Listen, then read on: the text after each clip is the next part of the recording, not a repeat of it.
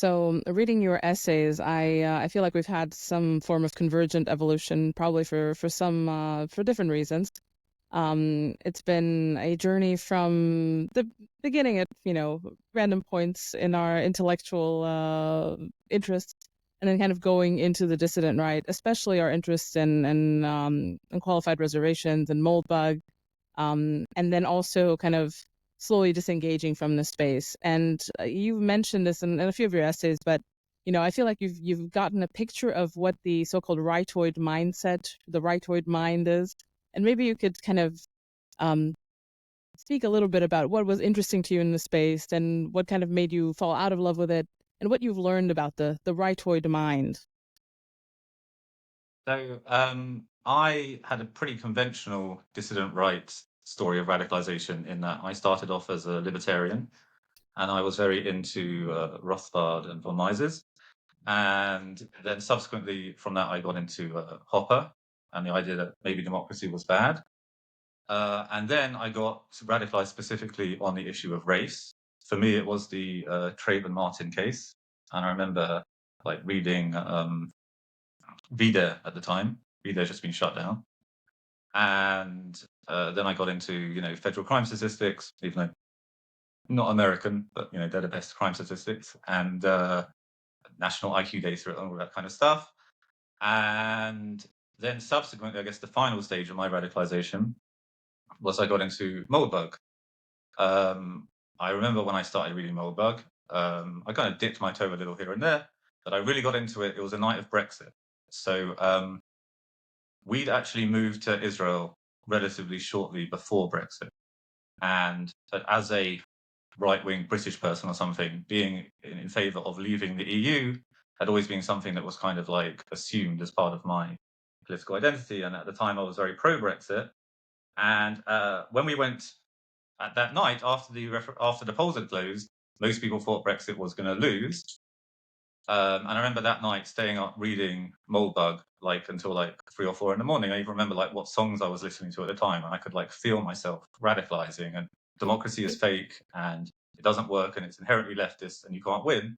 And I woke up in the morning, and my wife said, "By the way, Brexit won, so maybe you shouldn't be so radicalized." But over in the next couple of years, we learned the point is that even when the more profound point is even when you win, you lose. So you won the referendum of Brexit, but it didn't actually change anything except just inconvenience people who were trying to like get on a boat from France to Britain, because now they have to sign 50 forms. But in terms of like charting your own course or setting your own destiny as a nation, or even just something basic like cutting immigration, that was all completely fake. So that was my radicalization, and kind of in parallel with that, there was my Jewish radicalization, which is that I grew up in a moderately religious home in Britain, very, very moderately religious. I didn't go to a Jewish school. All my friends growing up were Gentiles, goyim, as we call them. And at university, I became more religious, and then when I got married, I became more religious still. And eventually, I got into this idea. This is why I'm here.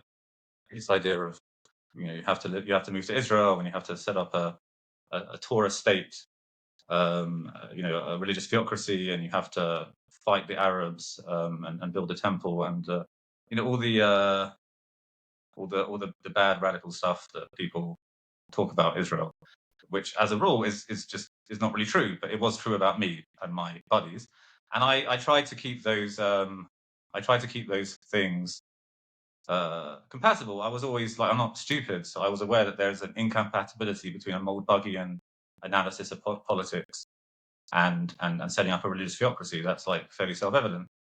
But I did my best to keep these things in tandem. And I got there was a final stage of radicalization, which was like COVID.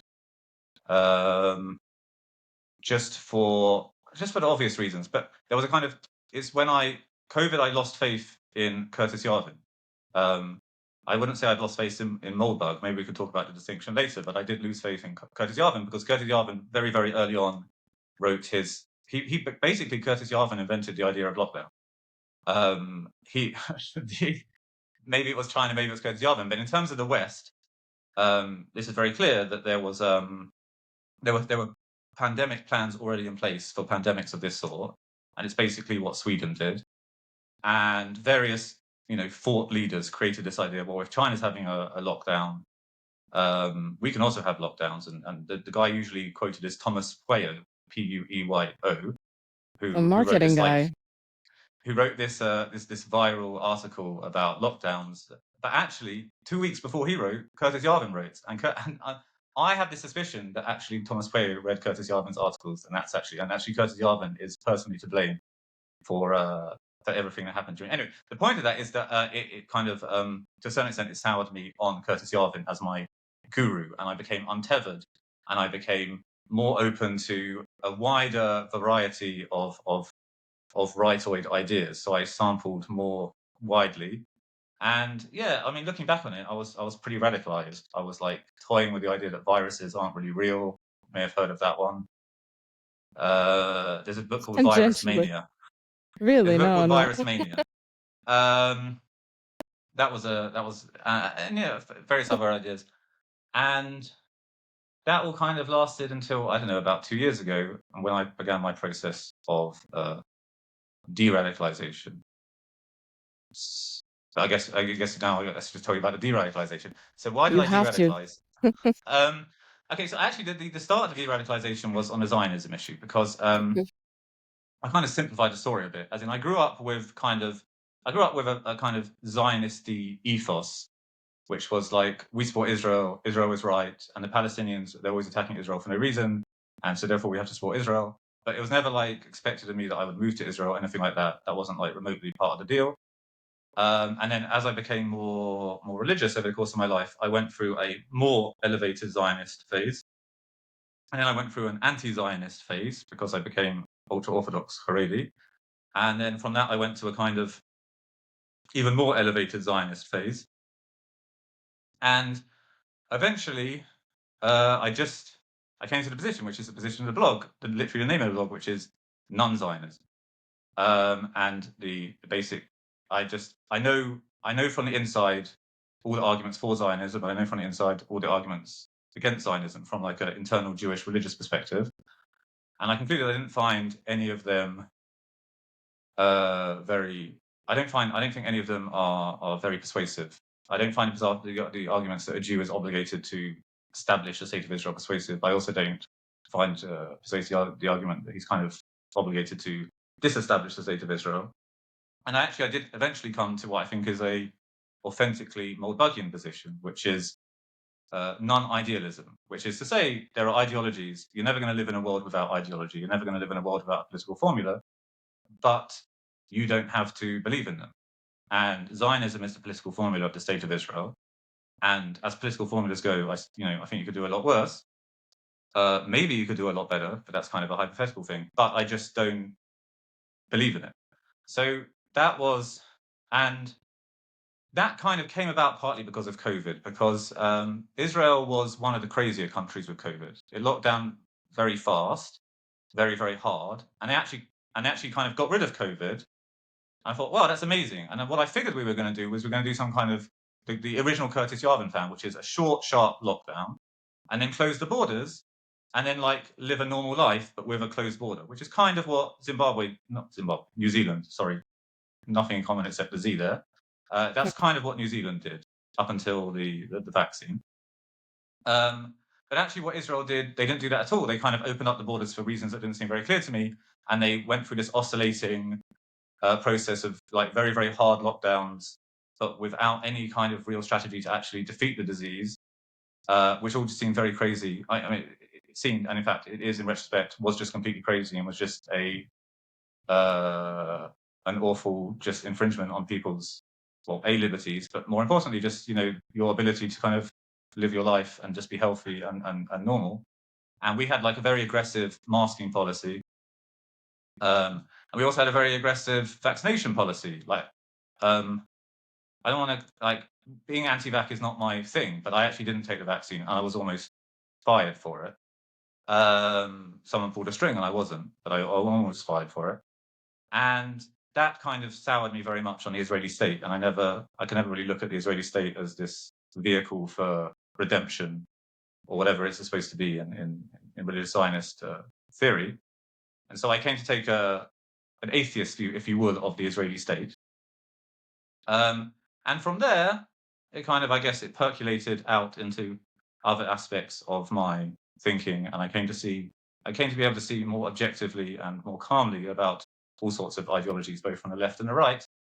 And I can look at, I think I've actually got back to the original, authentically Moldbugian perspective of unqualified reservations, which is that it's all rubbish, really. There is a structural conflict between left and right, and it's legitimate in a certain way to sympathize with the right because they're the losing team, and as the losing team, therefore they're the team that's being victimized. But their ideas are no more true than the ideas of the left. They might be more harmless, but the only reason they're more harmless is because they're losing. If they ever stopped losing, they'd actually be just as harmful, if not more harmful. And therefore, you can just kind of take this more.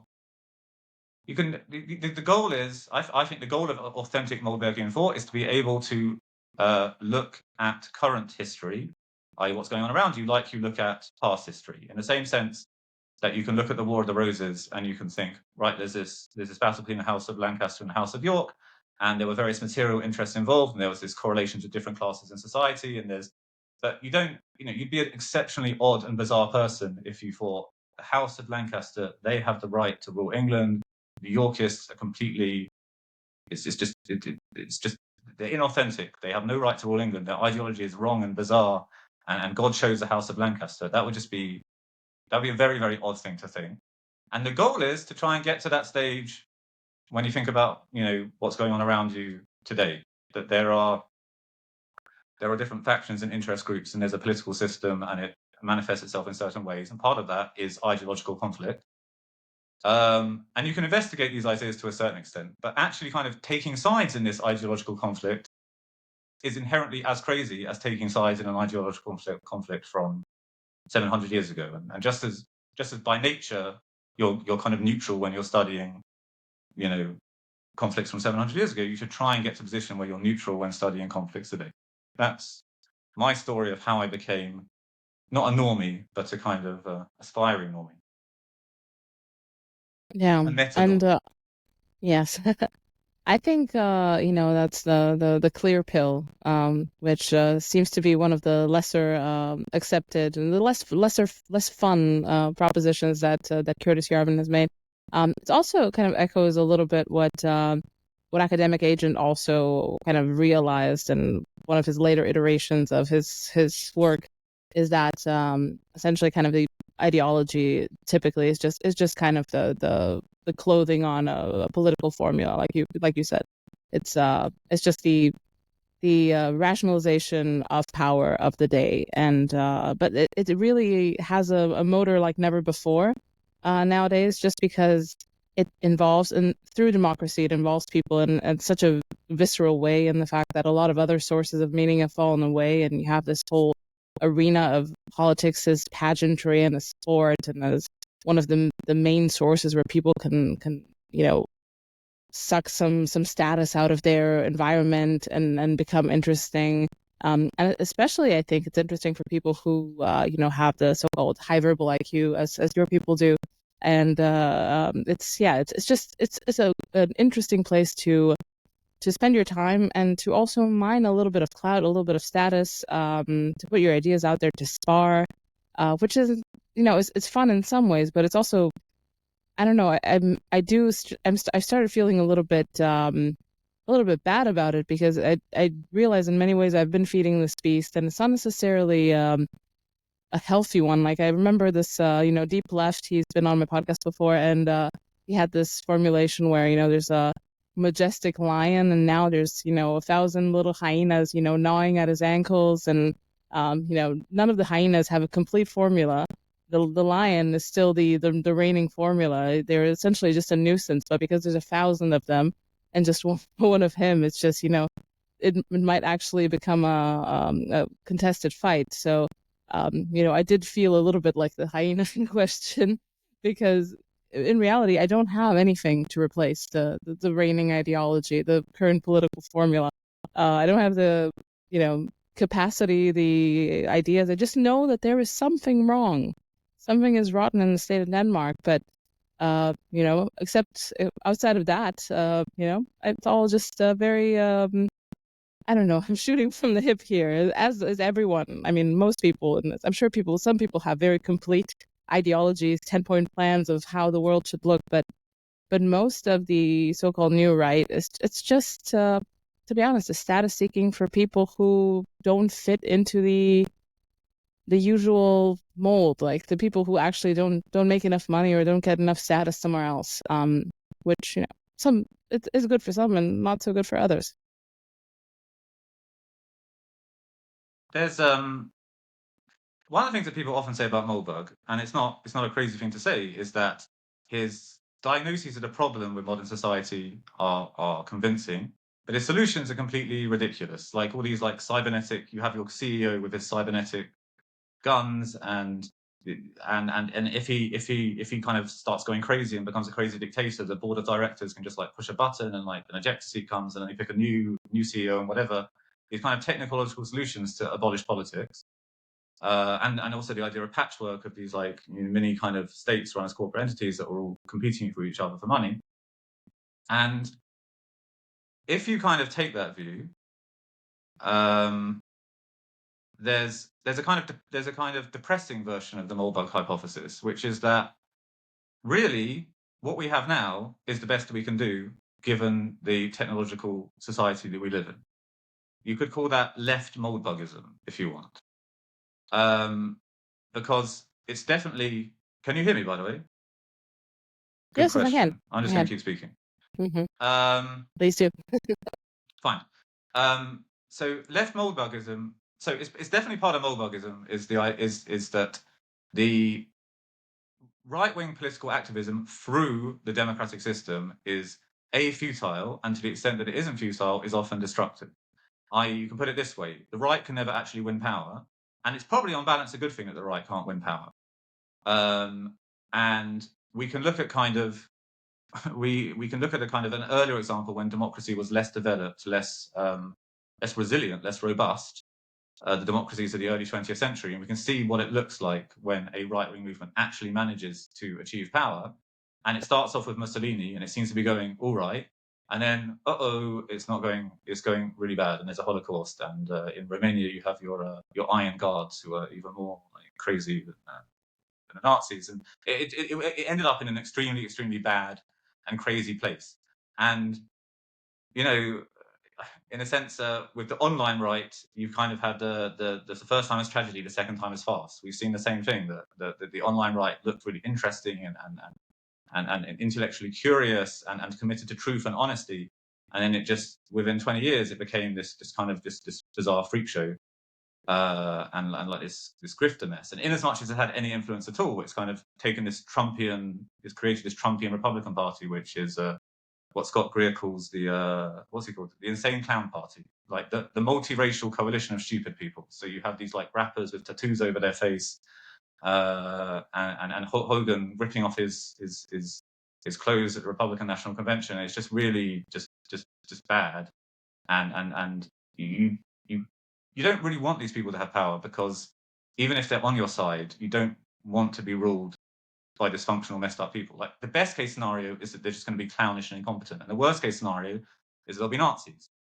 So the thesis that comes out of that would be what I would call left Moldbugism, which is that this system is very robust. It's got all these built-in safeguards. It knows it doesn't know because it's not a conscious entity, but it has the ability to channel opposition into it and to make that opposition kind of part of the functioning of the system, part of the feedback loop. So right-wing opposition fires up ordinary middle-class sane people to be loyal to the regime and feel that, like the classic example is under Trump, they feel like they're part of the resistance and they're saving black people, whatever. And the conclusion is that you should just accept the regime we have and work to make it better. Now, work usually doesn't mean through the democratic process, because we've established that the democratic process doesn't work. So what actually does work? Well, one thing that works is bribing politicians. So you could just get into bribing politicians. And another thing that works is trying to persuade parts of the intelligentsia to be less crazy. So deep left analysis, who you talked to recently, I would call him a left Moldovan. I don't know if he would accept the term. I think he's very like sensitive to this claim that he's still part of the dissident right. He's like, no, I'm part of the left. I'm completely part of the left. The fact that like I can't state my views in front of left-wing people without being ostracized, that doesn't mean anything. That's whatever. I would call him a left Moldovan, and I would also say that Richard Hanania is a left Moldovan. And they had this big debate where they didn't seem to be able to find any common ground, or they were just completely talking past each other. But it seems to me there's actually just there's really one difference between Curtis Yarvin and Richard Hanania, which is it possible to completely is a reset possible? And if a reset's not possible, then we already agreed that the right sucks, that the right can't achieve anything, and to the extent the right can achieve anything, it sucks. So therefore, if you think a reset is not possible, then the obvious answer is to be Richard Hanania and to just accept the current regime, learn to like the current regime, and try and convince them on the margins to not let black criminals just go crazy and destroy your major urban centres because you freaked out that like a junkie was like suffocated to death on the sidewalk. And that's like that's a position, and I understand and I sympathise with that position. I personally, I don't think I'm not that, and I think actually the reason is because the difference between me and all those other people is just that I'm personally trad, like I'm a religious fundamentalist. Like that's my life. Like my wife covers her hair and she wouldn't like leave the house without a headscarf on. Like that's obviously just a different kind of a vibe. But if you've accepted that there's not really anything you can do to change the political system, and to the extent that you can, it's as likely to be bad as good. So what do you actually do? And I think in one sense I agree with Richard Hanania, and it's an important like corrective to a lot of these the kind of the right or Twitter universe. It's like the system is trying to harm you. Like if you go along with a system, you will be harmed by it. Like in a very basic sense, you'll probably not have any you're likely not to have any biological heirs, because the whole system of mating and meeting people and reproducing is like so messed up that all sorts of people just can't do it. That they're either left single, or if they manage to couple up, they can't find a way economically to kind of to have kids, and they can't find the right time, etc. But if you don't let the system get to you, like there's really nothing the system can do. Like if you actively oppose a system by like rioting or something, there are coercive measures that will be put in place. But in my everyday life, if I don't want to be controlled by this left-wing insane asylum that is the cathedral, I'm just not. Like, if I don't want to be paused, I can just not be paused. And basically, anyone can do that. Like, a lot of these people on the right, on the Twitter right, what they really need to do is they just need to kind of, it's not a political issue and it's not an ideological issue. It's a logistical issue. It's how do you just live a life where you can think independently of the cathedral without going completely crazy? And the answer to that is definitely not right-wing Twitter. That is not the answer to that question. That you will very likely go completely crazy. Look, it's much easier for me because I have this system, Orthodox Judaism, which allows me to kind of fit into a very regimented individual life. You know, I have my day is mapped. You know, to a large extent, my day is mapped out for me in terms of when I'm supposed to pray, what I'm supposed to pray. You know, what I do, what my meal looks like. Like I have to do a certain ritual beforehand, a certain ritual afterwards, etc. And it also there's a communal element. So it's harder for other people. Although you know you can just be a tradcath, like no one's stopping you. You might have to move maximum. You might have to move house. So just move house. Or if you're very independent, you can just be a normie liberal, but just not believe the cathedral. Like with enough strength of will and enough kind of just kind of organizing your life in the right way. You can just do it. You can achieve this kind of spiritual independence. And a lot of it is, it's not about like reading Evola and finally cracking the masterpiece of anti-liberal thought or finding it somewhere in Carlyle. I found the masterpiece. I found anti-utilitarian, philosophy, the greatest harm to the greatest number of people or whatever. It actually comes down to like really practical stuff. Just like take a walk every day in nature and you'll feel a lot better. Like get yourself a bicycle, and then you'll just, integrate exercise into your daily routine and you'll feel a lot better. Don't have a TV, you're going to feel a lot better. And for me, I have this other struggle, but it's not really a struggle because I've achieved it, which is that I'm part of Orthodox Judaism. I'm part of Orthodox Judaism in Israel.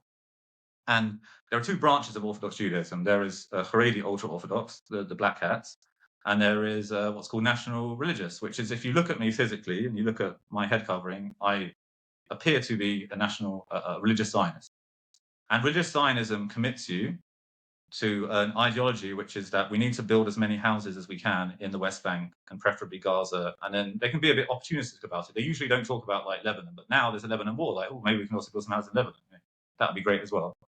And it goes along like to the extent, if you're kind of moderately religious and you're not really that into it, and you pray but like you just rush it and you're not really concentrating, you can also be moderate about your expansionist irredentist Zionism.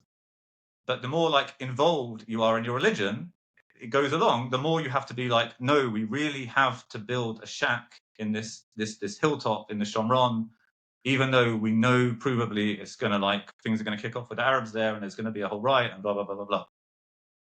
And so for me, my personal challenge has just been like being able to live in a religious climate where people believe these things and just not believe them. But like I say, you can just do it. Like it's something that anyone can achieve. You can achieve spiritual independence if that is your goal. And like I say, a lot of it is just live a healthy life, take regular walks, like have a healthy diet, and just try and minimize your exposure to crazy people. Which again, don't maximize your exposure to crazy people by spending all your time on Twitter. Problem solved. Yes, I think for a lot of people, especially for the kind of personality profile that these spaces attract, it feels much easier to, upend the regime, upend global, whatever, the cathedral, rather than, actually look at the details that compose your out of control day. It's a more interesting target because, it puts the locus outside of you, like your life. You have problems, you feel a burden, you feel meaninglessness, you feel like the West is fallen, but it's an internal state. And it's the idea is that if you manage to contribute to the effort of rebuilding the West, or preventing its falling, or I don't know, accelerating its collapse, or whatever floats your boat, it feels like a more meaningful quest than actually doing the grunt work, the annoying work of looking inward and putting your life right. And also you feel attracted to people who tell you that it's actually impossible for your life to be right. It's actually impossible for you to attain spiritual independence when all of these disasters are going on.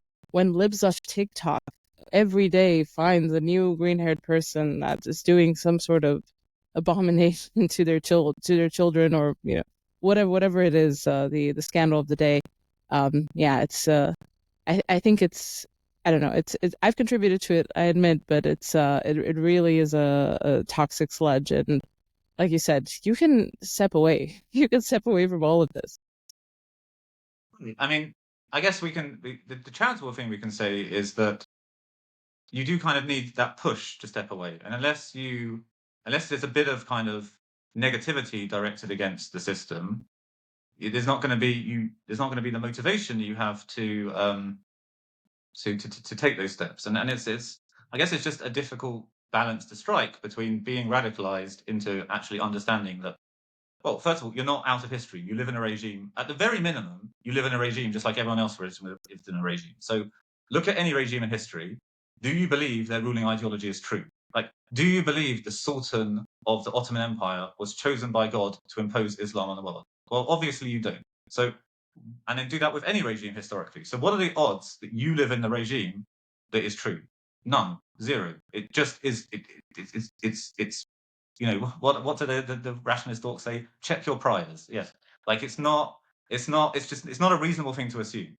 And then if you actually look at these ideas, you see, yeah, okay, my priors are right. Like these ideas, these are the ideas that underpin my current regime. They're not reasonable. They really don't make that sense. They collapse upon on inspection. So that's kind of step one, to realize you're not outside history, you're in history. And step two is how good is this regime? because there have been better and worse regimes. Like all regimes fundamentally have this falseness to them, but they're probably not all equally false, but more importantly, they're not all equally destructive as their human capital.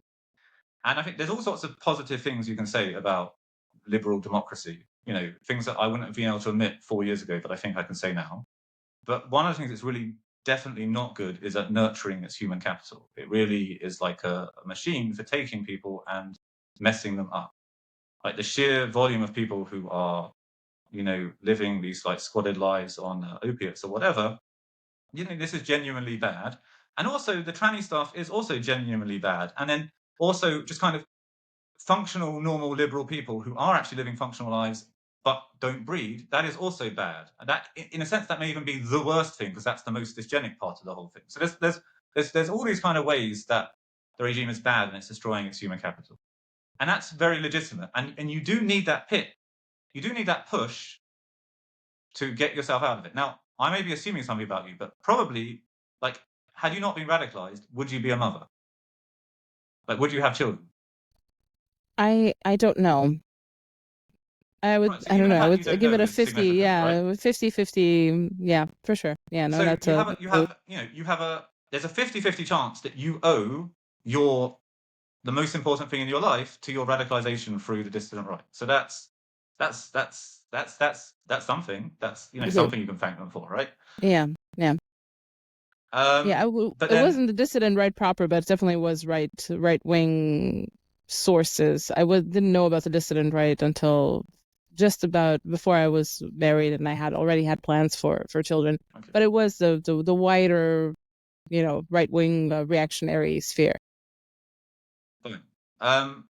And I think there's plenty of people who can say that without that push, they would be in a mess. I think I would personally be in a mess. Like you can even talk about like almost mundane things, like not mundane, non-ideological.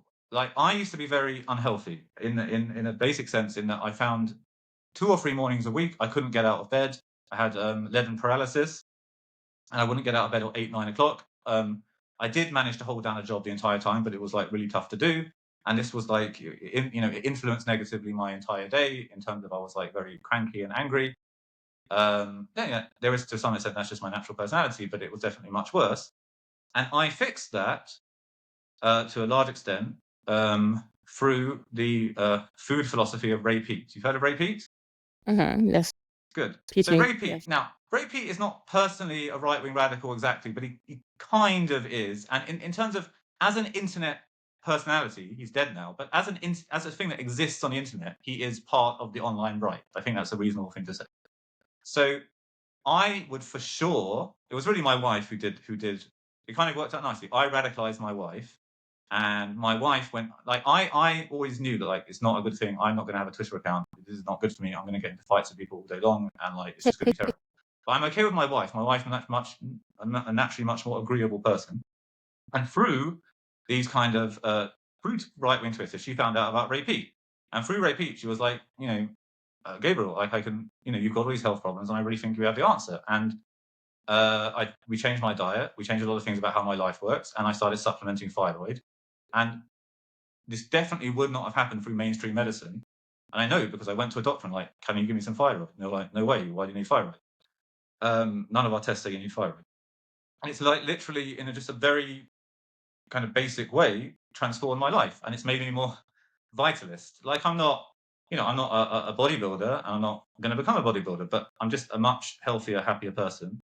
And that came through right-wing Twitter. So I owe right-wing Twitter my health. I owe right-wing Twitter my life. So I can't, as kind of gross and sordid as it often is, and it genuinely does seem to be becoming worse. And I think we've got to the stage where it's inevitably becoming worse, and there's really no way of saving this thing, and you just kind of got to step away and let it burn. There's still a positive aspect. So the key is to get to be radicalized, and then instead of, the purpose of radicalization is to take you out of the cathedral so you can breathe the air and see clearly and make your own decisions, and not be then drawn into this counter cathedral, which is basically what the dissident right does, is create its own little version of the cathedral, which is smaller, it has a benefit in that the specific errors of the cathedral it rejects, but it has this, then it creates its own specific errors, and it's substantially inhabited by people with like major psychiatric issues, and it's not a good thing to be part of. And so really the key is to get out, but not to get sucked in. Now, Moldberg had this idea. It's one of the ideas that everyone just ignores. People talk about patchwork to reject it. They talk about the cybernetic CEO thing to reject it, but then no one ever talks about the anti-versity. It's very clear in his writings. He doesn't talk about it anymore, surprise, surprise.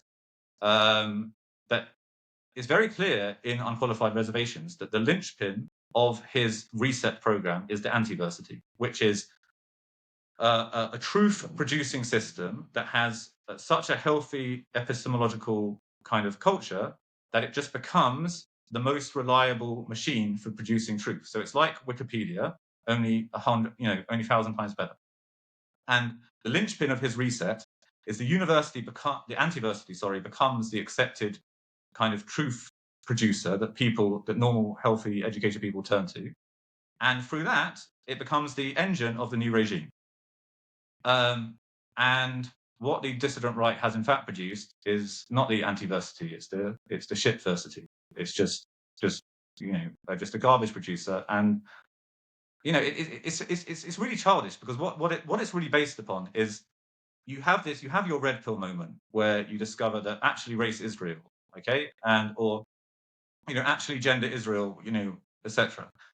Really obvious and absurd, in retrospect, kind of obscene lies of the liberal regime, but you were brought up with them, so they were part of you, and you have this intense. It's actually quite an intense emotional feeling to kind of be rid of them, but the point is, it's a kind of habit forming, and then what happens is you want more and more and more, and the truth is that there aren't an infinite list of lies that the regime is telling you. There's a lot of them, but it's not infinite. So at some point, you simply have to stop, because at some point, if you can't kind of if you can't de-addict yourself of this need to experience this feeling of kind of unveiling the curtain, you are going to go into crazy territory, because there's just no other way. Because they're just, like I say, that there aren't infinite truths to discover. But what the dissident right, intellectual sphere is dedicated to doing is just producing this sensation of accessing forbidden truths over and over and over and over again, bigger and bigger thrills, until you end up with, well, what we have today. And I guess that's a segue into anti-Semitism and the dissident right. Yeah, I mean, the thing is, there are obvious questions about all of these things that people want answers for, and the dissident right has them. And like you said, there's a limited list of actual answers, but to produce more content, to attract more eyeballs, to make the space bigger and widen one's platform, you essentially just have to turn the temperature up on whatever basic information there is about sex differences, questions about the position of Jews in society. There's definitely some discrepancies that need an answer. Well, there are quite a lot of intellectual entrepreneurs who are here to provide an answer,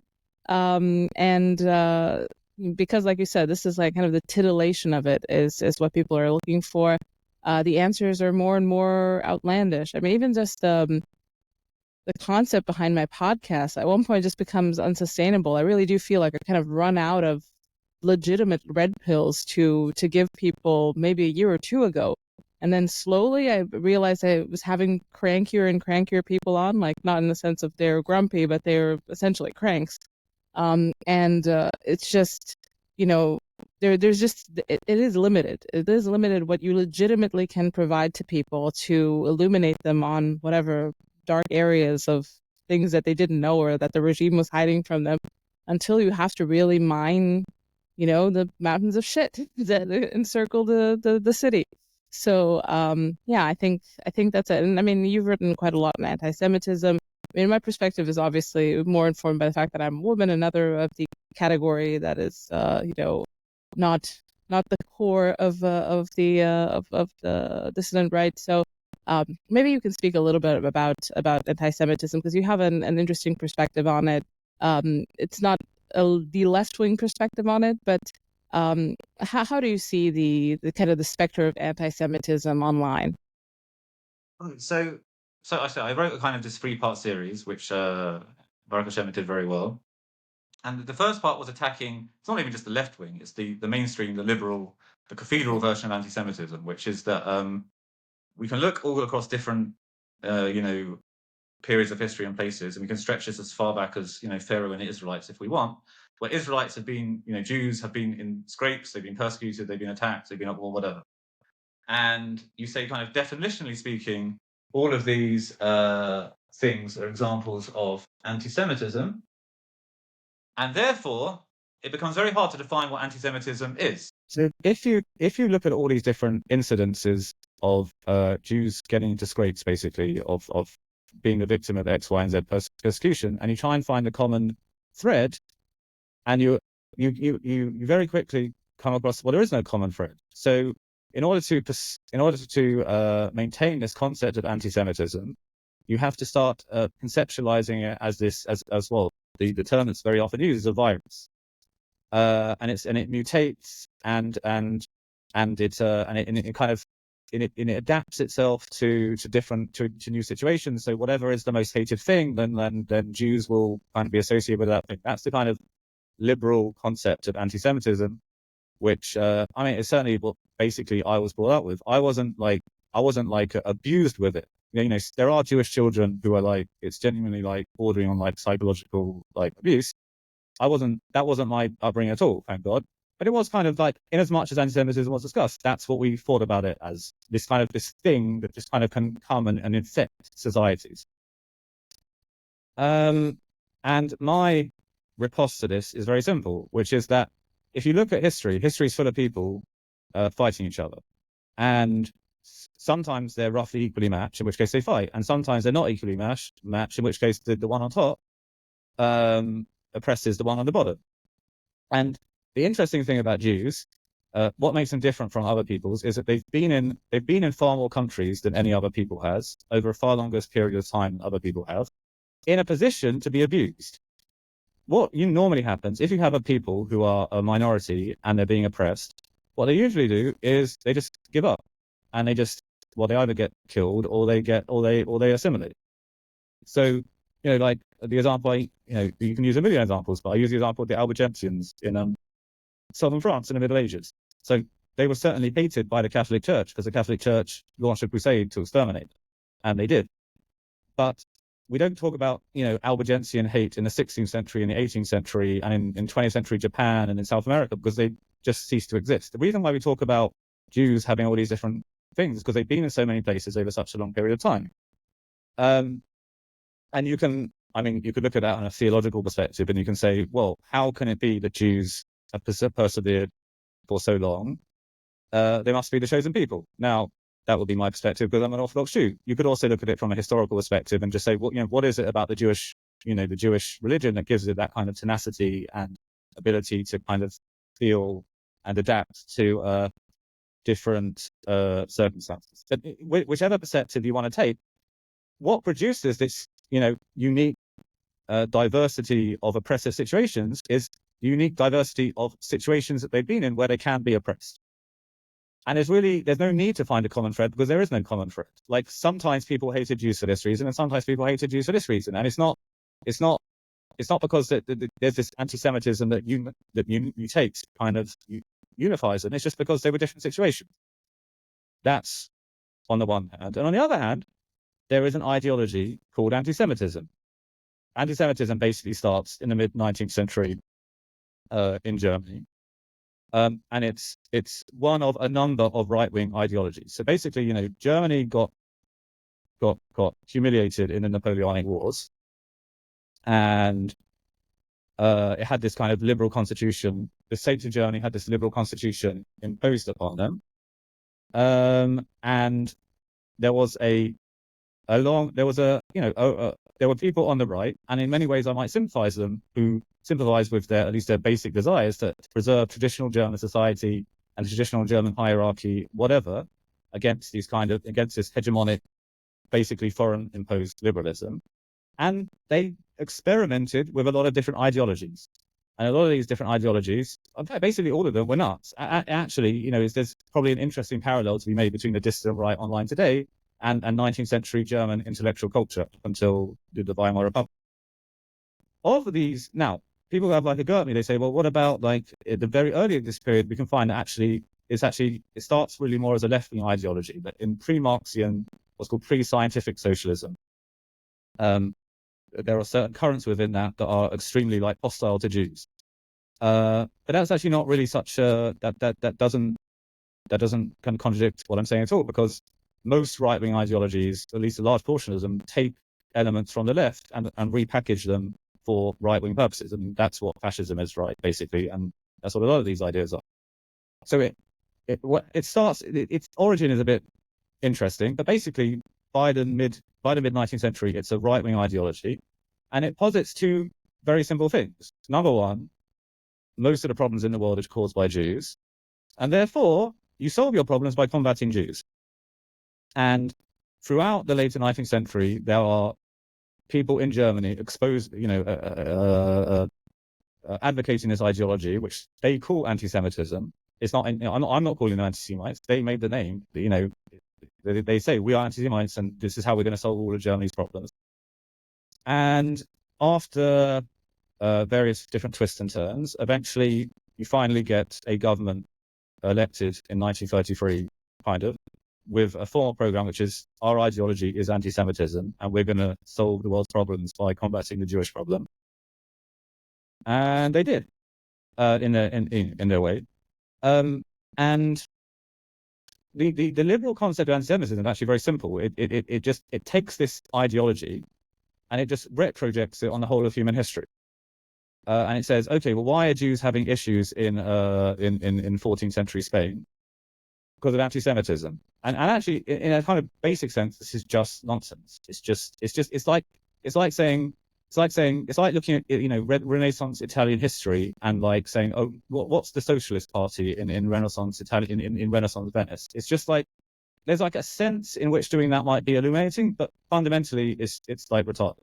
And fundamentally, talking about anti-Semitism prior to the invention of anti-Semitism fundamentally is retarded. Like that doesn't mean that like I'm saying the Ferdinand and Isabella, the King and Queen of Spain, were correct to expel the Jews or something. Like that's a different thing. Like you can do wrong things and not be an anti-Semite. I'm just saying that from like the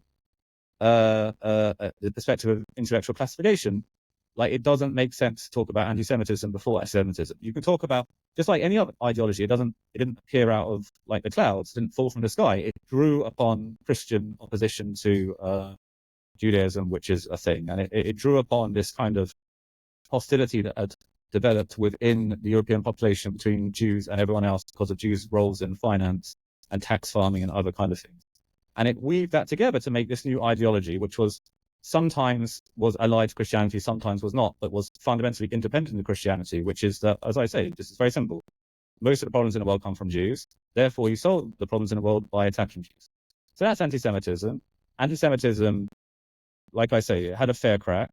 It ran Germany for 12 years. They put anti-Semitic policy into practice, and the result was, a war with 50 million dead. I know, whatever, it's Churchill's fault, but whatever.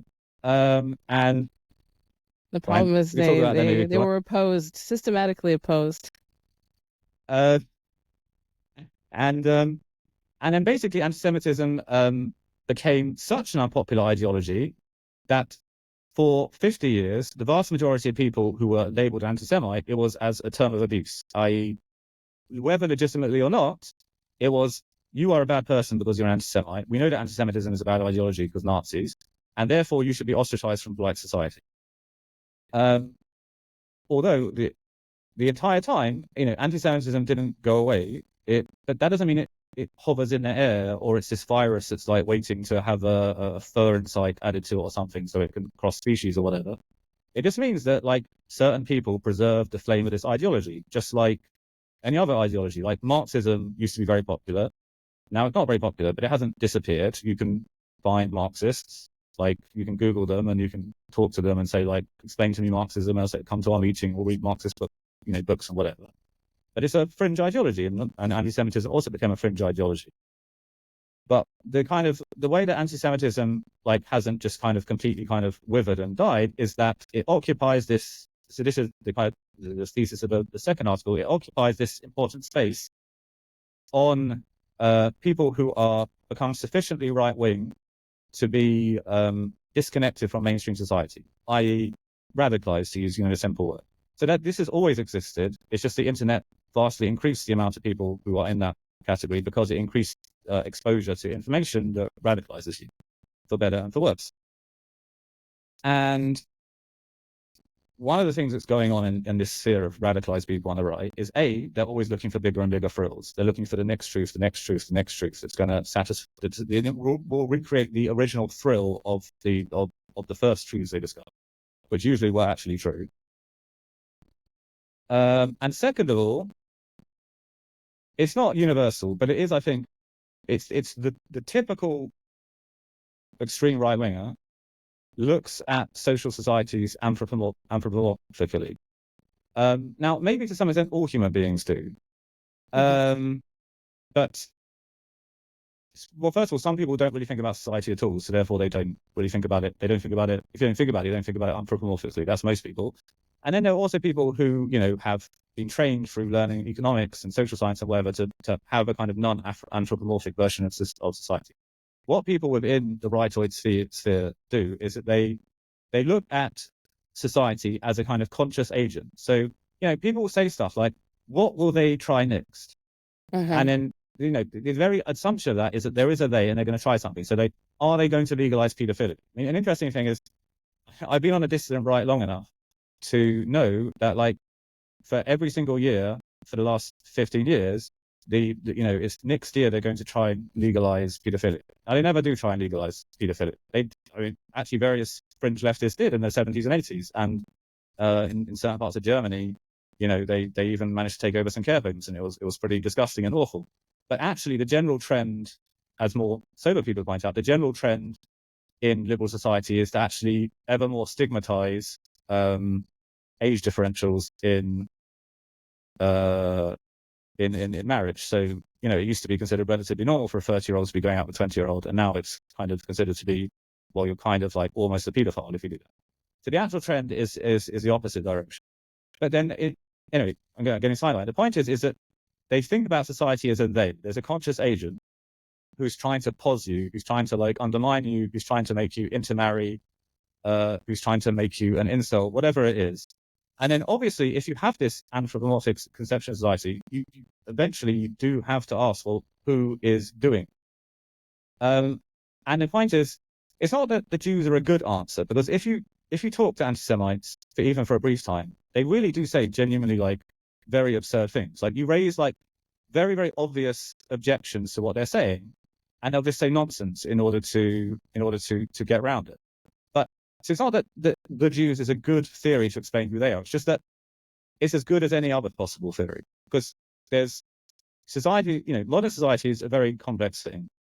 The organs of state comprise at a kind of basic formula, well, it's like 40 or 50% of the population at this point are employed by the state. But in terms of people who have some kind of decision-making power, at least formally within this, it's like 5-10% of people. These are huge, humongous, looming organizations.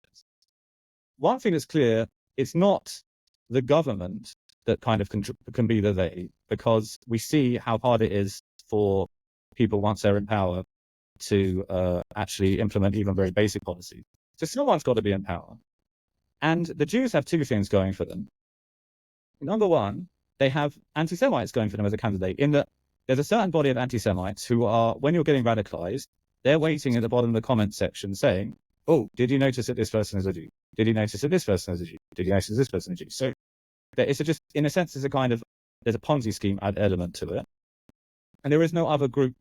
Kind of anti-Semitism kind of is big because there are these anti-Semites who've kind of influenced it. So it's a kind of, basically they got there first. They were the first people to kind of suggest an answer to this problem. So they have the numbers.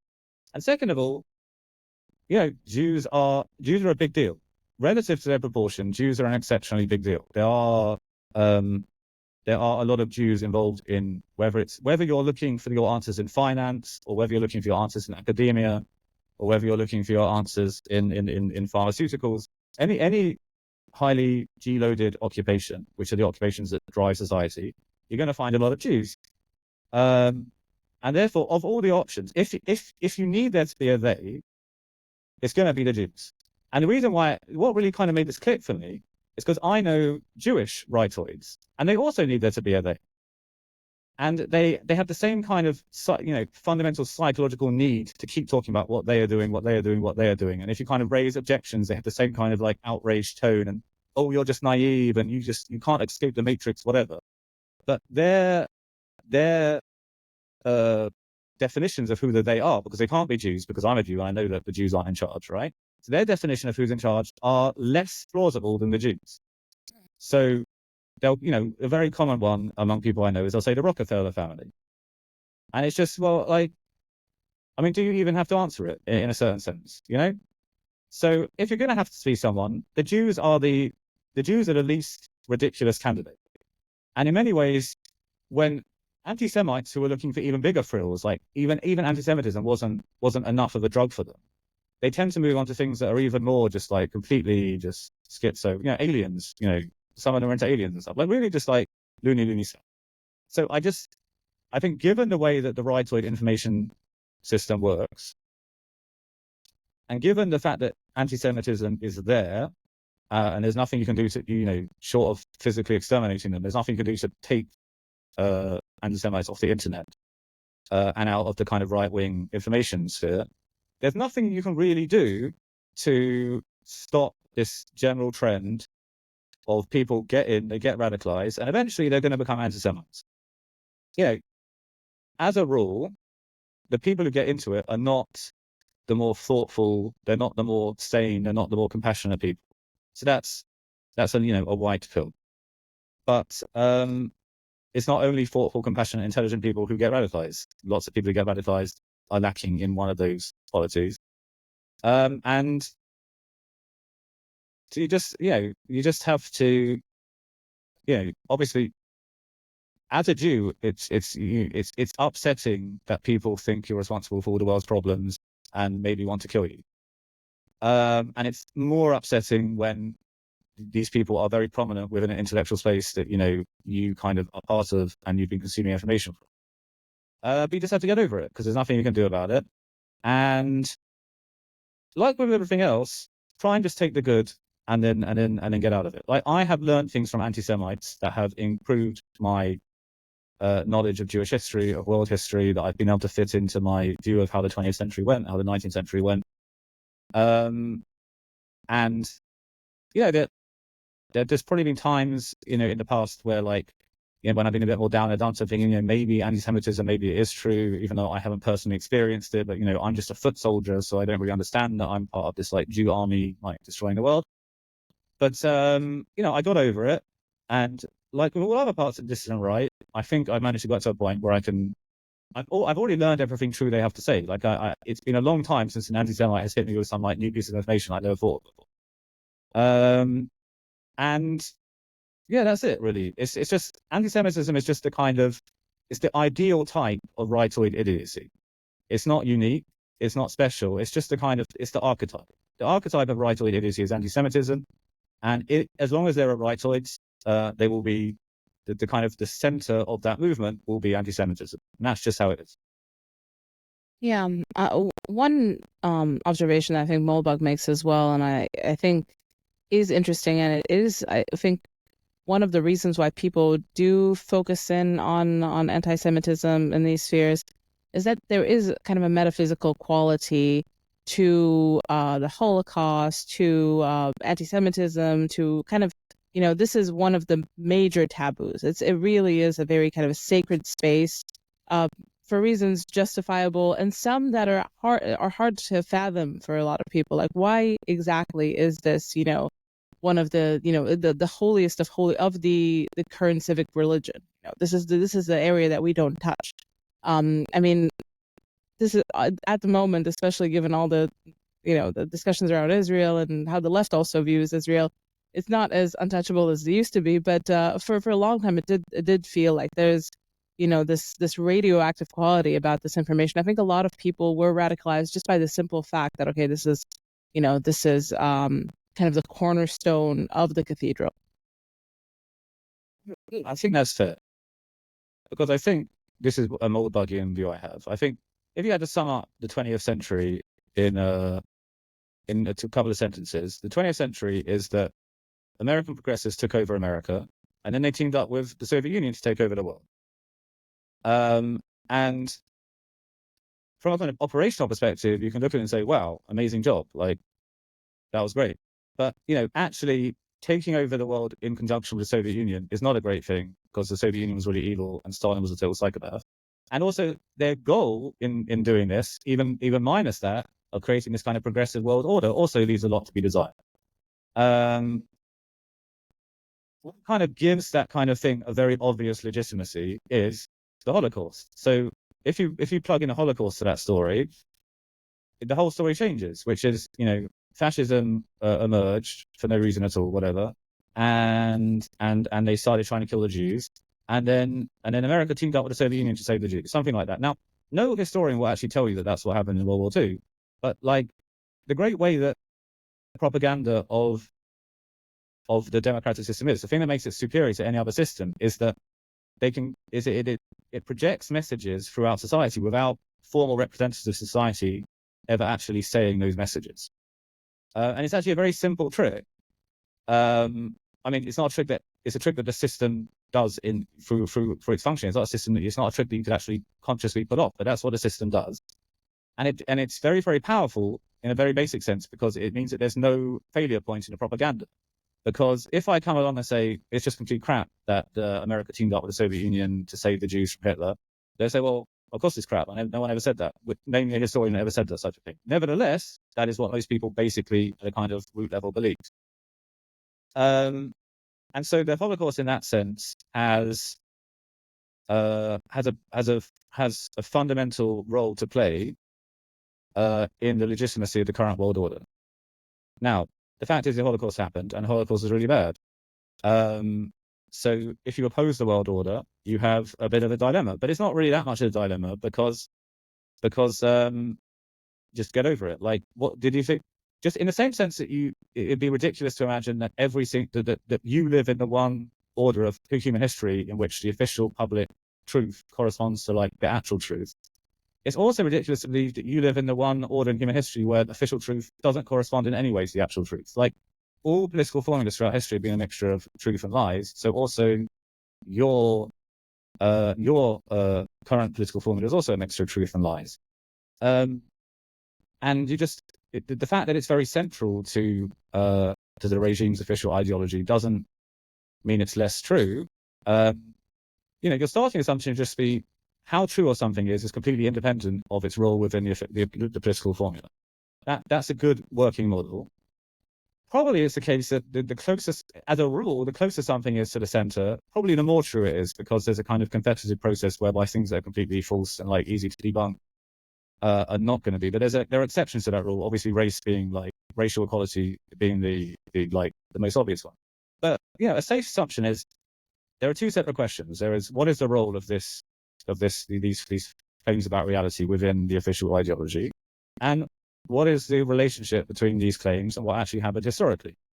And again, part of being Mulbugian, part of just escaping from this whole right-wing, left-wing battle is being able to separate those questions in your head. So it is objectively true that the Holocaust plays this role within the official ideology, and it's also objectively true that the Holocaust happened. Now, with that said,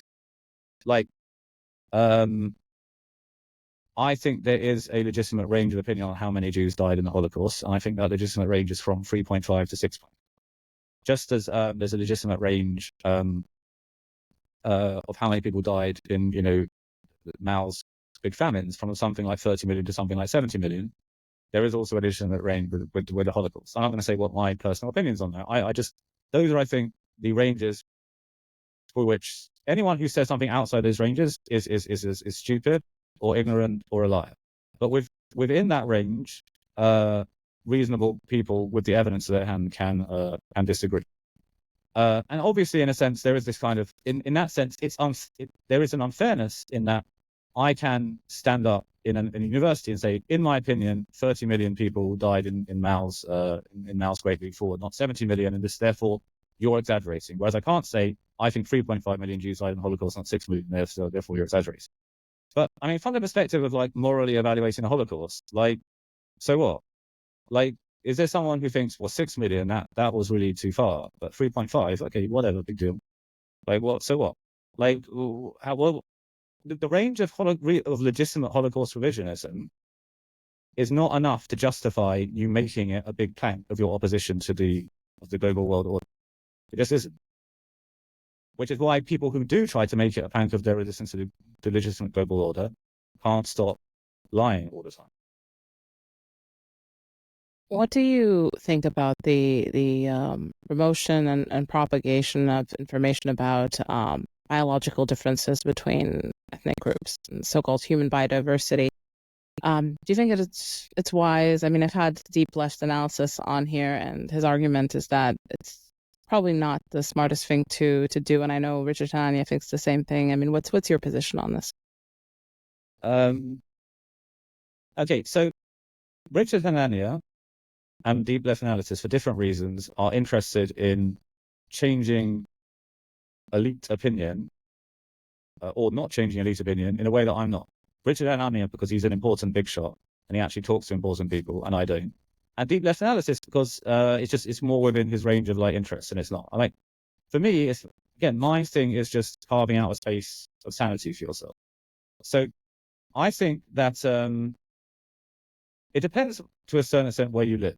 There are places, maybe Romania is one of them, where it doesn't really matter what your opinions are on race. Like, what would change about Romanian politics if racial egalitarianism wasn't true? I guess you have this gypsy issue, but are people racially egalitarian about gypsies in Romania?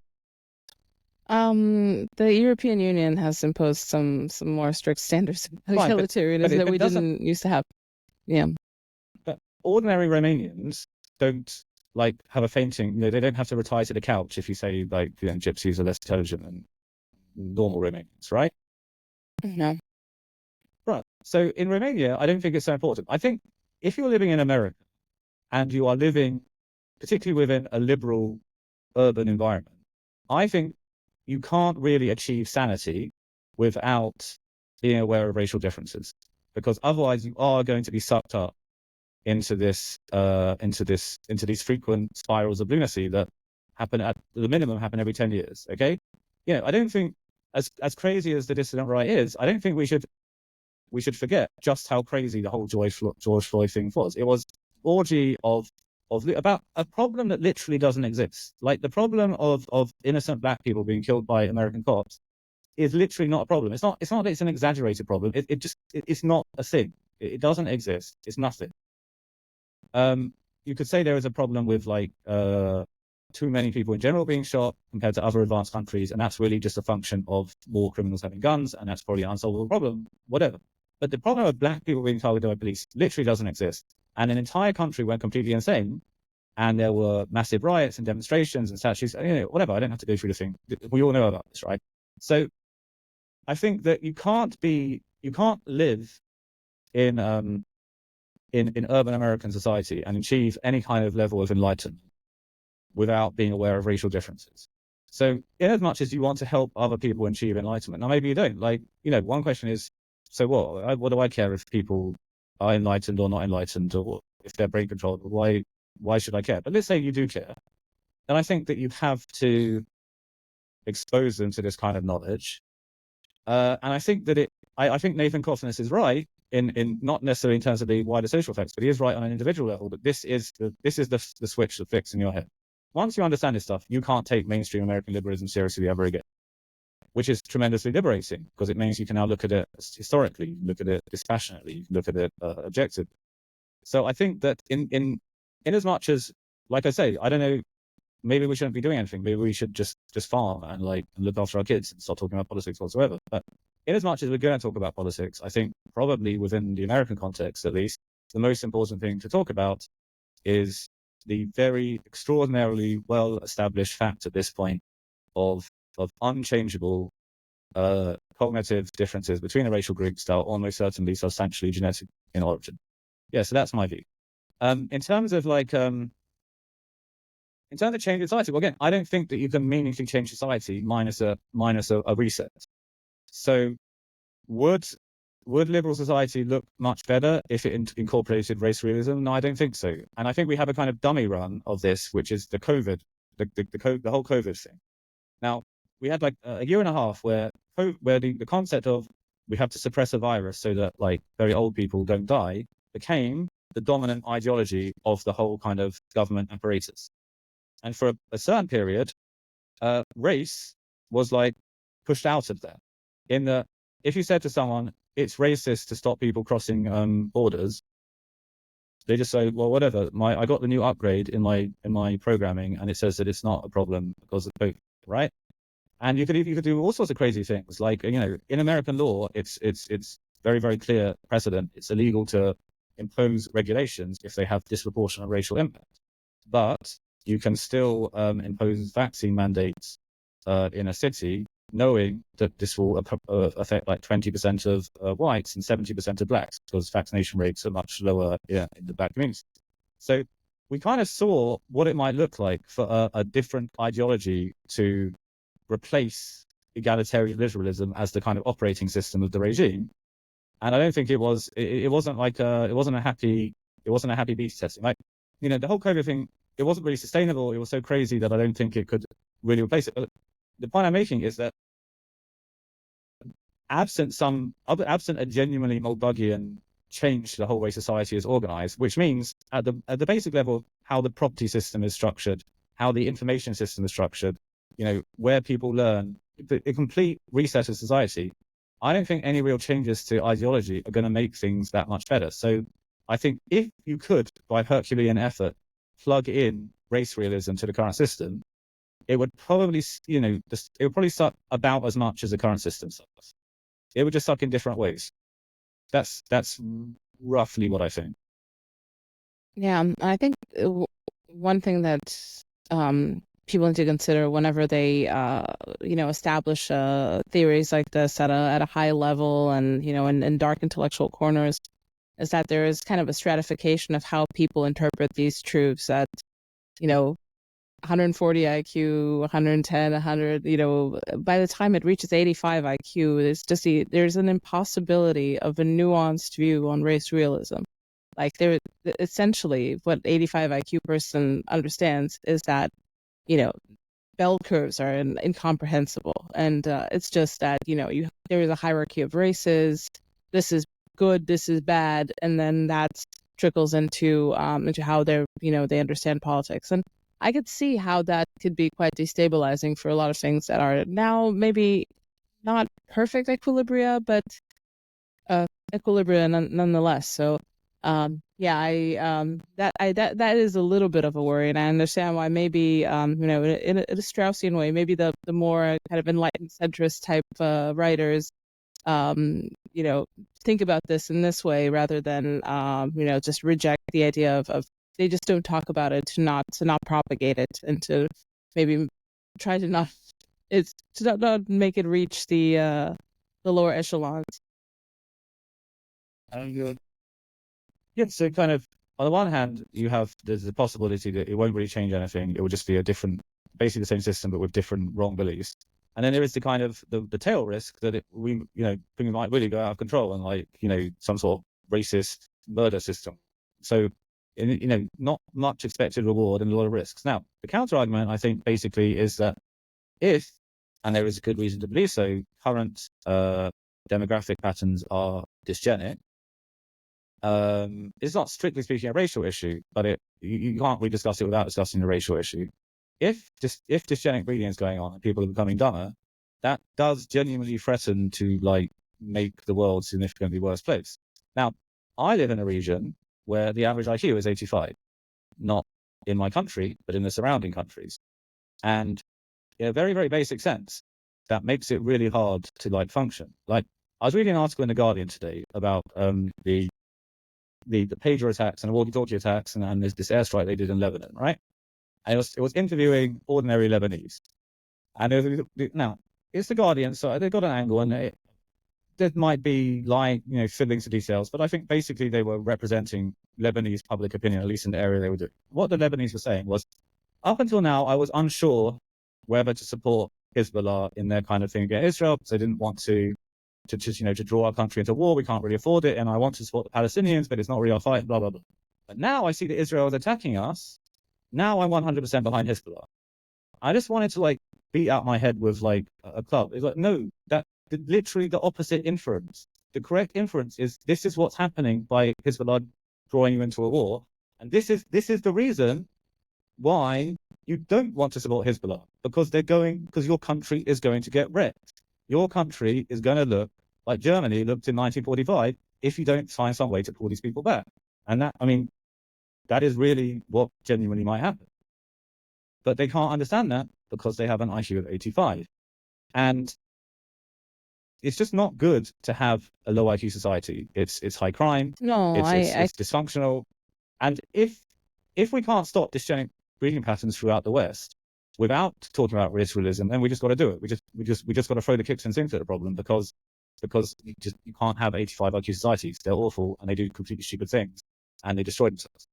So we just can't have it. It just can't be. No, I completely agree. I just don't know if the open discussion of race realism is going to affect that. I think I do think it's permeated quite a lot. I think people in I don't know, above 120, 130 IQ with any sort of intellectual curiosity and any sort of mind for statistics kind of know about this stuff. And I think probably the most promising direction for this is reproductive technology. For actual, eugenic reproduction. I don't think that if people are suddenly enlightened about, IQ and things like that, you're just gonna run and start reproducing or anything. I think the way between enlightenment in this corner and actual action and the real world is quite long, and it's fraught with the usual problems that we have for breeding. So I don't know how to interpret that and what exactly how to weigh all these priors and decide if this is a good or bad idea. But yeah, in the end, because of gene technology, things will have to have a certain level of there's going to be disclosure about these things at one point.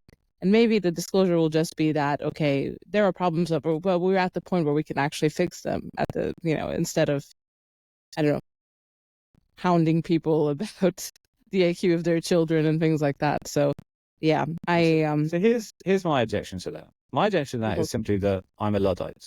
And this is my big objection. This is, I think, probably the number one reason why I'm not going to go down the Richard Hananani route or the deep left analysis route, is that I really don't want all this gene editing thing to happen. I don't want my children, I don't want my great-great-grandchildren to be a different species from me because they've evolved so much.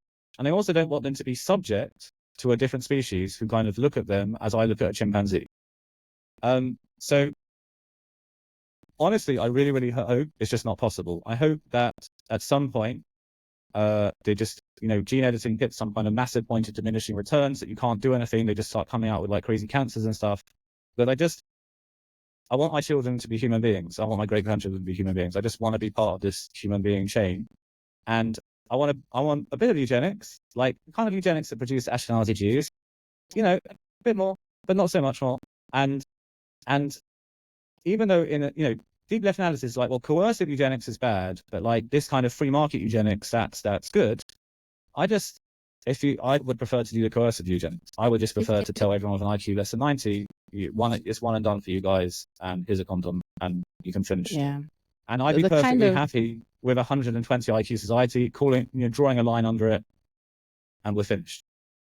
That's, in a sense, it's an aesthetic preference, I guess, but I can't prove I'm correct. That's just what I want. Yeah, no, I agree with you. I'm personally also, kind of viscerally, it's off-putting. I wouldn't access this type of technology myself, but it does feel like the shortest way from A to B for solving this problem. I'm just looking around and seeing, it doesn't seem to be getting better. And you said, the kind of eugenics that produce the Ashkenazi Jews. Well, you might need to replicate the conditions in which the pressure, the genetic bottlenecks and pressure points that actually produce the Ashkenazi Jews. So that's a completely different world. It would be wouldn't be enjoyable for a lot of the people living today. But maybe that's what's coming. I guess you have to have a different, more kind of utilitarian view of things. And you were saying about reset and things like that. Maybe that's what's coming. But yeah, it's hard. It's hard to predict. And I hope, for the sake of my children, that things are slightly more comfortable than that. Right. I mean, but then the question is, what are the three options? One is global dysgenic idiocracy. Mm-hmm. 2 is coercive eugenics, and 3 is gene-edited humans, replacing your progeny. And well, what are they going to do? What will they do? Maybe they'll exterminate us. Maybe they'll put us in zoos, like we put chimpanzees in zoos. Maybe they'll do experiments on us. I don't know. I don't really know what people find attractive about this possibility. Like, I don't like it. Don't necessarily think it's attractive or anything. I think it's just the path of least resistance in a way at this point. Just seeing what people have the stomach for, and like I said, coercive eugenics, tough sell, especially for people thinking about the Holocaust all the time. That's a misconception. The Nazis never practiced eugenics on the Jews. The Nazis practiced eugenics on Germans. So there was no point in practicing eugenics on Jews because they just wanted to kill us all.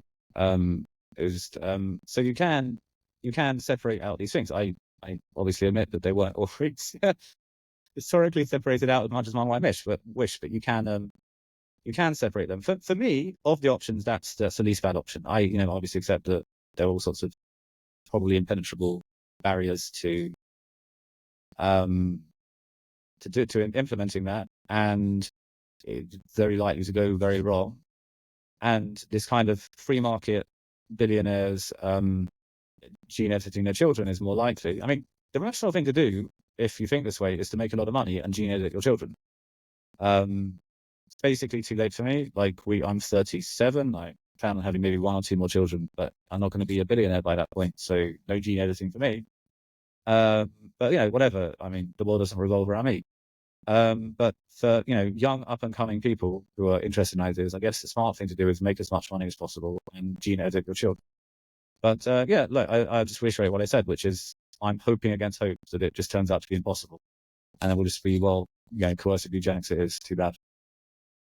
Yeah, but what do we make about this idea that essentially the thing that actually is important for the health and sustainability of a society is kind of the smart fraction rather than what the mean IQ of the nation is? I mean, you essentially, the people who built the modern world are a fraction of a percentage point of people. You obviously need people to execute on this, but it's there is a difference between everyone being 120 IQ and having a smattering of 85s, 95, 100, people who can execute plans that are laid in place by maybe, smaller populations of people who really are interested for ideological reasons or other in propagating. Like someone like Elon Musk has 12 children. Obviously, he's been seeded with some, ideas of propagating the species, but there could be more people like this and more kind of subcultures that are blooming, and because they have the disproportionate numbers of children, they also will have a disproportionate impact on the future. So I think that might be a hopeful direction. So look, I mean, smart fraction versus average IQ theory is an interesting question because it's very hard to test, because in basically all populations you have, the higher your average IQ, also the higher your smart fraction. So it's very hard to disentangle which of the two is more important.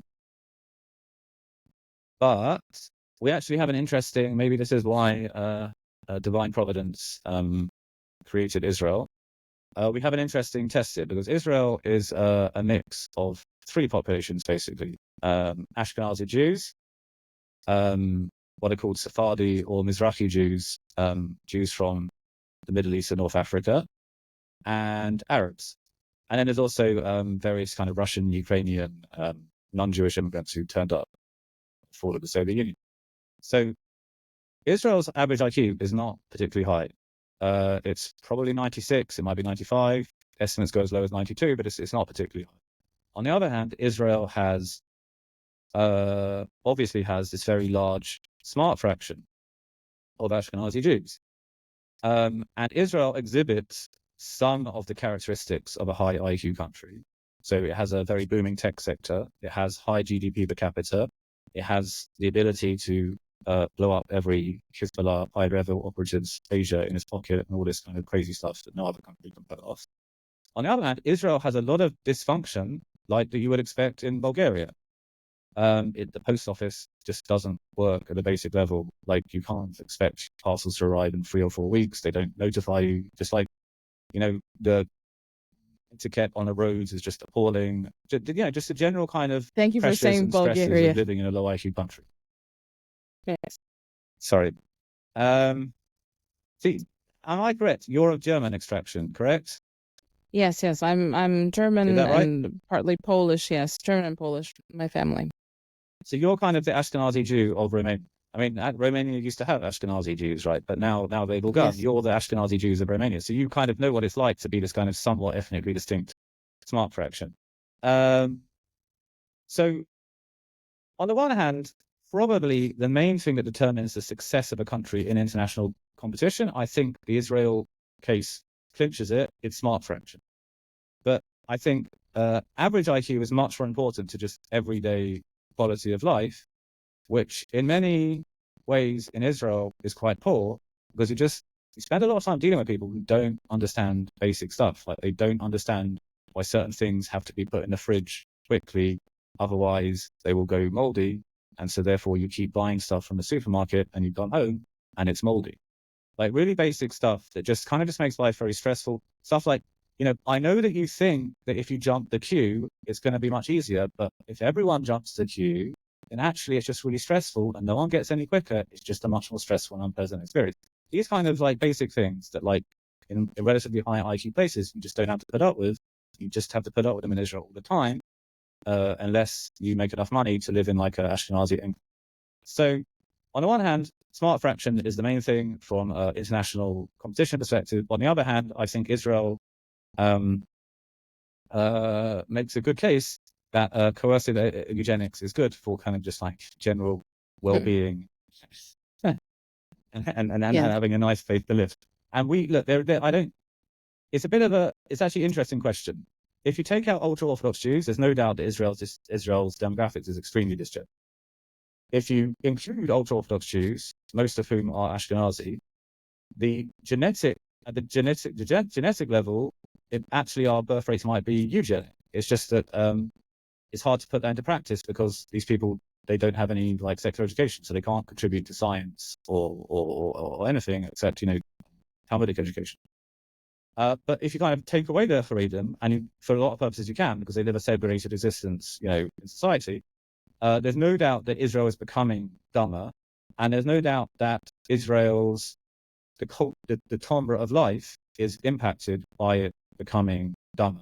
The way that schools operate, I'm a school teacher, so I kind of see this a lot.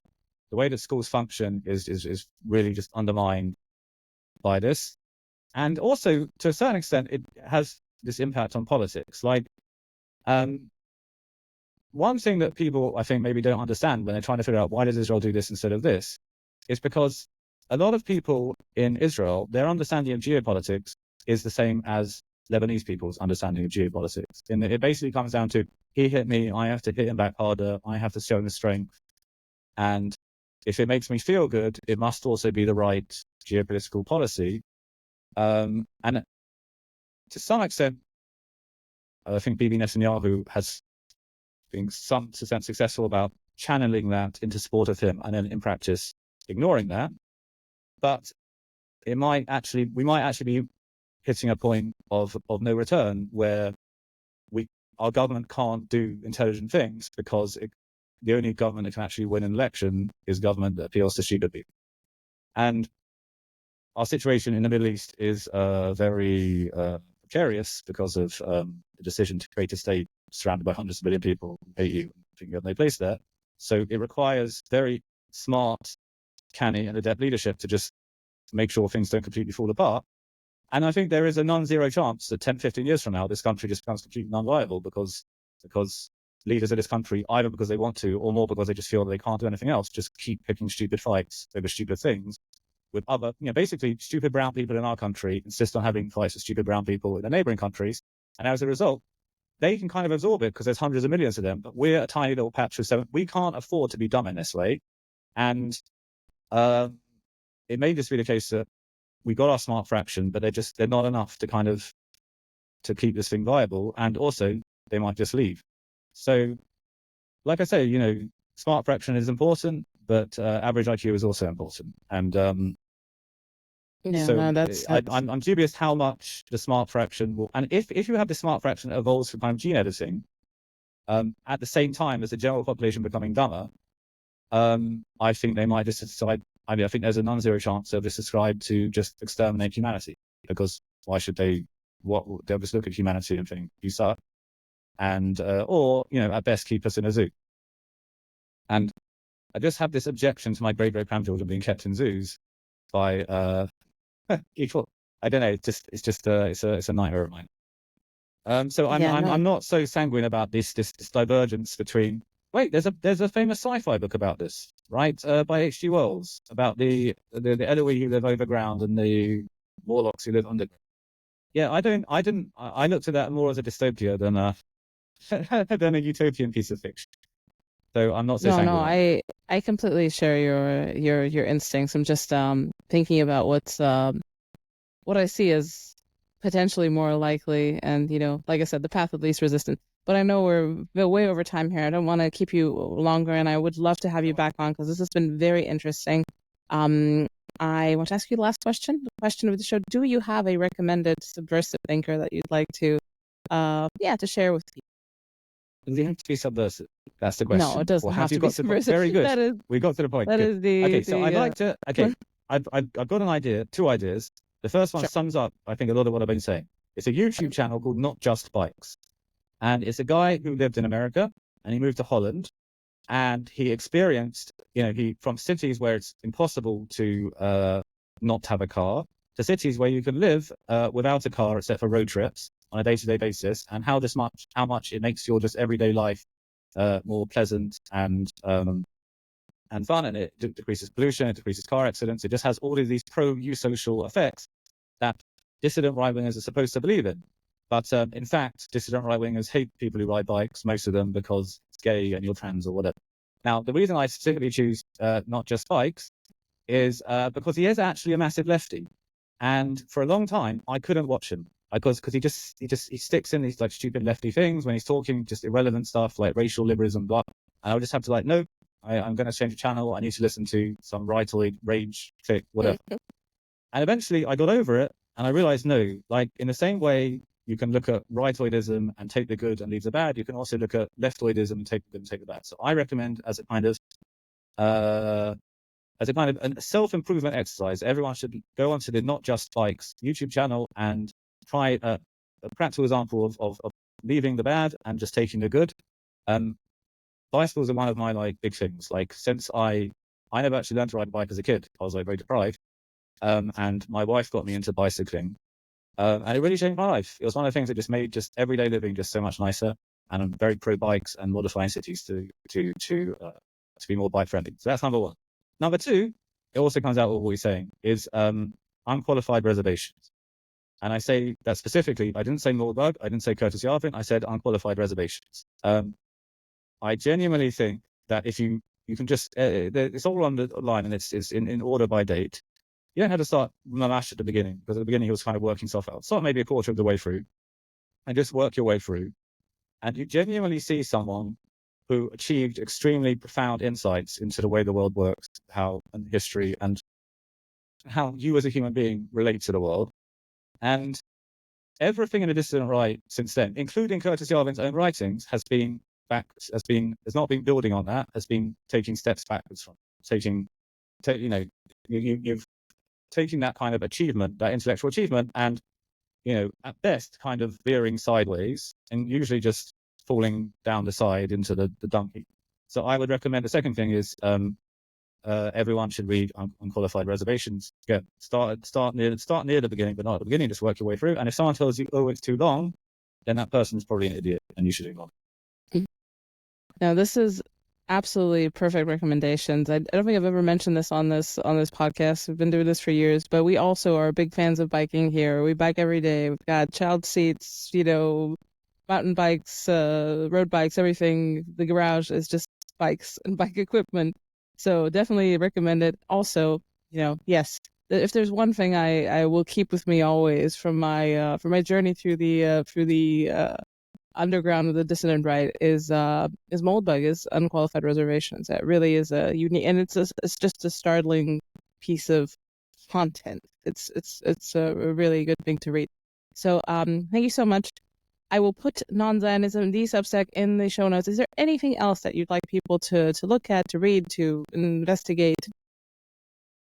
No, I think that's I'm done now. I'm done. Okay, Maybe thank you so much for coming on, and hopefully we can do this again. If you like this conversation and would like to support me, please do like, subscribe, do all of the YouTube related things, but you can also support me on Substack and Patreon. If you want to go and be part of the Substack community and get access to the full archive of everything I've ever recorded and written, or to access all of the episodes of Subversive on Patreon, please do go to the links in the show notes, or to alexkashuta.com or patreon.com/aksubversive. Thank you so much.